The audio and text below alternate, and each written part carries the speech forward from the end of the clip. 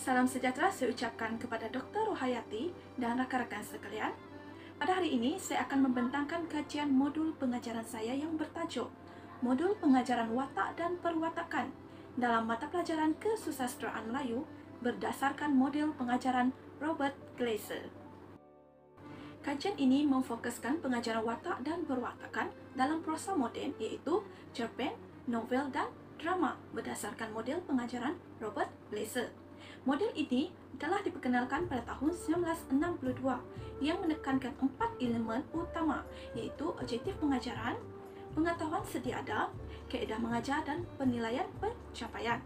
Kepentingan kajian ini pula mewujudkan proses pengajaran dan pembelajaran kesusasteraan Melayu yang menarik dan berkesan, di mana proses PDP kesusasteraan Melayu sekarang kurang mendapat tempat di hati pelajar oleh sebab gaya pembelajaran yang kurang menarik atau masih menggunakan gaya pengajaran konvensional. Seterusnya, seperti sedia kala, pengajaran watak dan perwatakan dilakukan hanya melalui interaksi dua hala iaitu antara guru dan murid, murid dan guru melalui aktiviti soal jawab. Gaya pembelajaran seperti ini kurang berkesan kerana tiada unsur yang menarik perhatian murid dan tidak berkesan. Justru, dalam kajian ini, pengkaji akan membina sebuah modul pengajaran di mana mengandungi aktiviti atau pengalaman yang menarik dan meninggalkan kesan dalam ingatan murid. Pengkaji akan membina sebuah modul pengajaran watak dan perwatakan berdasarkan model pengajaran Robert Glaser melalui aktiviti yang menarik, sesuai dan berkesan. Penyelidikan ini merupakan satu usaha untuk menangani masalah penguasaan murid-murid tentang watak dan perwatakan yang terdapat dalam genre cerpen, novel dan drama.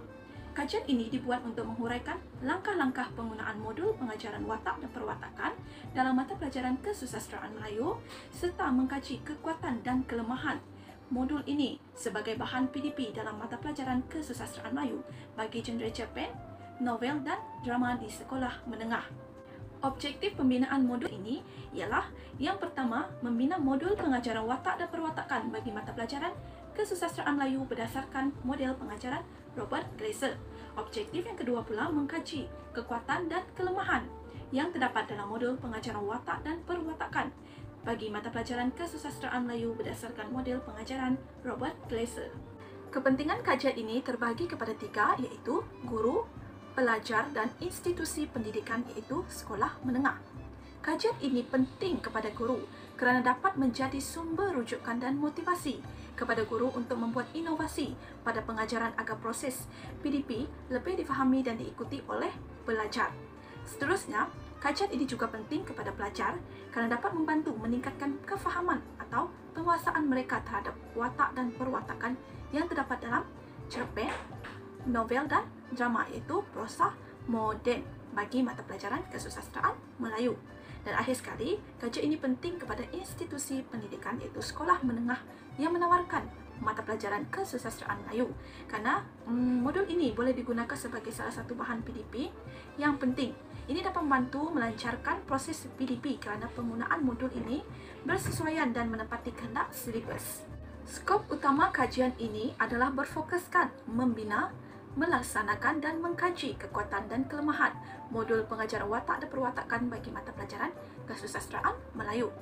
Populasi sasaran modul ini pula ialah sekolah yang menawarkan mata pelajaran kesusasteraan Melayu, guru-guru mata pelajaran kesusasteraan Melayu dan pelajar-pelajar yang mengambil mata pelajaran kesusasteraan Melayu di sekolah menengah iaitu tingkatan 4 dan tingkatan 5. Seterusnya, model yang digunakan dalam kajian ini iaitu berasaskan model pengajaran Robert Glaser yang mengandungi 4 bahagian proses pengajaran. Bagi metodologi kajian pula, fokus utama adalah untuk membina modul, menghurai langkah-langkah pengajaran dan mengkaji kekuatan dan kelemahan modul ini. Oleh itu, pengkaji menggunakan atau memerlukan kajian kepustakaan bagi mendapatkan bahan dan data berkaitan dengan model pengajaran Robert Glaser, genre cerpen, novel dan drama yang digunakan di sekolah menengah terutamanya di tingkatan 4 dan 5 serta skop pengajaran bagi mata pelajaran kesusasteraan Melayu. Pengkaji akan mengumpul data-data tersebut melalui kajian kepustakaan, Kemudian menganalisis data-data tersebut untuk membina modul pengajaran watak dan perwatakan ini. Modul ini dibina berasaskan model pengajaran Robert Glaser pada tahun 1962. Model ini dianggap sebagai model asas yang dapat menggambarkan proses pengajaran dan pembelajaran. Berdasarkan model ini, terdapat 4 elemen utama yang ditekankan, yaitu objektif pengajaran, pengetahuan sedia ada, kaedah mengajar, dan penilaian pencapaian. Robert Glaser juga menekankan bahawa maklum balas pelajar merupakan aspek penting dalam proses pengajaran dan pembelajaran. Objektif pengajaran adalah perlakuan yang hendak dicapai oleh murid setelah mereka mengikuti sesuatu pengajaran yang dapat diperhatikan dan dapat diukur oleh guru setelah langkah pengajaran tersebut dijalankan. Antara contoh objektif pengajaran watak dan perwatakan berdasarkan konsep ABCD ialah, seperti yang kita dapat lihat, pada akhir PDPC, murid dapat, yang pertama, mengenang pasti sekurang-kurangnya 2 watak dan perwatakan yang terdapat dalam drama anak melalui aktiviti peta minda. Objektif yang kedua pula, menghurai sekurang-kurangnya 2 watak dan perwatakan yang terdapat dalam drama anak melalui aktiviti main peranan. Berdasarkan objektif yang dipaparkan, audiens ialah murid, behaviors adalah mengenal pasti dan menghurai, condition pula ialah aktiviti peta minda dan aktiviti main peranan. Akhir sekali iaitu degree ialah sekurang-kurangnya 2 watak dan perwatakan. Jadi tersebut adalah contoh objektif pengajaran bagi watak dan perwatakan. Elemen yang seterusnya adalah pengetahuan sedia ada yang merujuk kepada pengetahuan, kemahiran atau sikap yang sudah ada pada seseorang murid yang membolehkan guru menilai sama ada objektif pengajaran yang akan dilaksanakan atau yang telah dirancang dapat digunakan sesuai atau tidak. Contohnya, sebelum melaksanakan pengajaran watak dan perwatakan, pelajar harus mempunyai pengetahuan sedia ada seperti sinopsis, tema dan persoalan terhadap karya yang akan dikaji ataupun karya yang akan diajar watak dan perwatakannya. Hal ini bagi memudahkan proses PDP, watak dan perwatakan kerana murid telah pun menguasai jalan cerita, iaitu sinopsis, tema dan persoalan karya tersebut. Seterusnya ialah kaedah mengajar.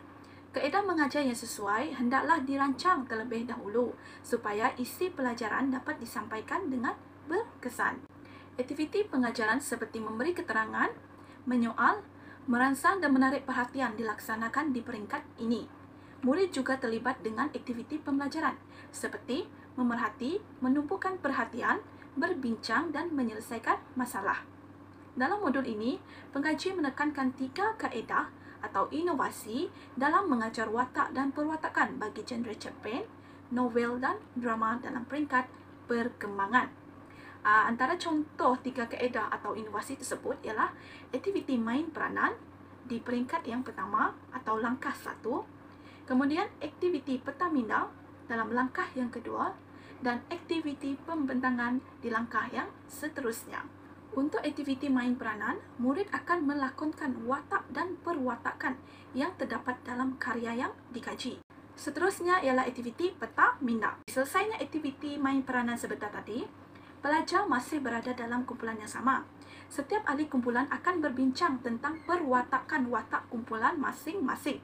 Mereka perlu menghuraikan perwatak tersebut dalam bentuk peta minda. Akhir sekali ialah aktiviti pembentangan. Selesai aktiviti peta minda sebentar tadi, setiap kumpulan akan membentangkan hasil peta minda mereka di hadapan kelas. Elemen yang terakhir sekali dalam model pengajaran Robert Glaser ialah penilaian pencapaian. Di peringkat ini, pemerhatian dan ujian-ujian dijalankan untuk menyemak setakat mana murid telah mencapai objektif pengajaran. Guru boleh menilai dan membuat pemerhatian untuk menyemak adakah objektif pengajaran tercapai berdasarkan kaedah mengajar yang telah disediakan.